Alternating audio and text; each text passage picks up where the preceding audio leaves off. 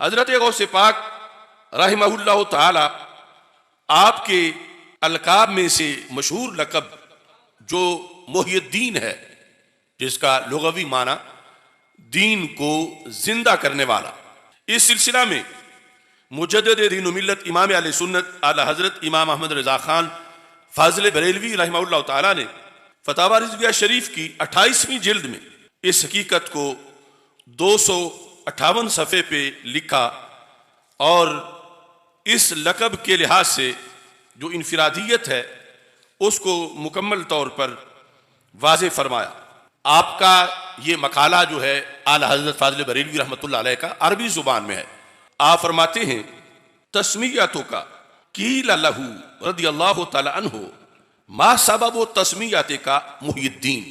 हजरत गौसे आज़म रहमहुल्लाह ताला से पूछा गया आपको मुहियुद्दीन क्यों कहा जाता है?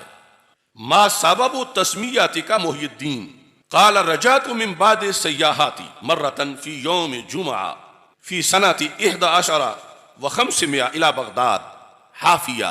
फरमाते हैं कि मैं अपने किसी सफर से जुमा के दिन वापस आ रहा था बगदाद शरीफ की तरफ, और ये जमाना था 511 हिजरी का। 511 हिजरी में मैं किसी सफर से वापस बगदाद शरीफ आ रहा था हाफिया, नंगे पांव, दरहाल के मैंने जूता नहीं पहना हुआ था। फमररतु बिशख्सिन मरीदिन मुतगय्यिरिल लौन नहीफिल बदन। मैं एक ऐसे शख्स के पास से गुजरा कमजोरी की वजह से, जिसके चेहरे की रंगत बदली हुई थी। चेहरा जर्द था, बदन उसका नहीफ था और वो शख्स मरीज नजर आ रहा था। फ़क़ाल अली अस्सलामु अलैका या अब्दल कादिर। उस शख्स ने मुझे सलाम कहा, अस्सलामु अलैका या अब्दल कादिर, इन अल्फाज के साथ। फ़रदत्तु अलैहिस्सलाम, तो मैंने उसके सलाम का जवाब दिया। फ़क़ाल उदनु मिन्नी, तो उस शख्स को जब मैंने जवाब दिया तो उसने कहा जरा मेरे करीब हो के मेरी बात सुनो। फ़दनौतु मिन्हु, तो मैं उस शख्स के करीब हुआ। फ़क़ाल अली अजलिसनी, वो शख्स चूंकि अलालत और कमजोरी की वजह से जमीन पे लेटा हुआ था, उसने मुझे ये कहा अजलिसनी, मुझे बिठाओ।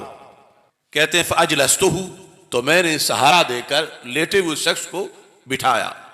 जब मैंने बिठाया फनमा जसदुहु, बैठते ही उसके जिस्म में यूं नश्वो नुमा हुई कि जैसे बीमारी कभी थी ही नहीं।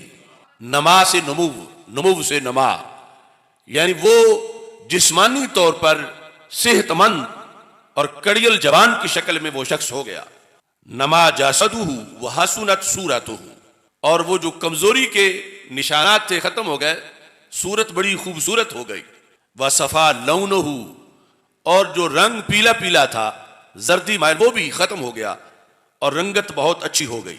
जिस वक्त ये सारी चीजें अचानक उसमें ये तब्दीलियां आई तो हजरत गौसे पाक रदी अल्लाह तआला अन्हु कहते हैं फ़ख़िफ़्तु मिन्हु, मुझे उससे खौफ आने लगा कि अचानक ये किस तरह इसमें इतनी तब्दीली आ गई है।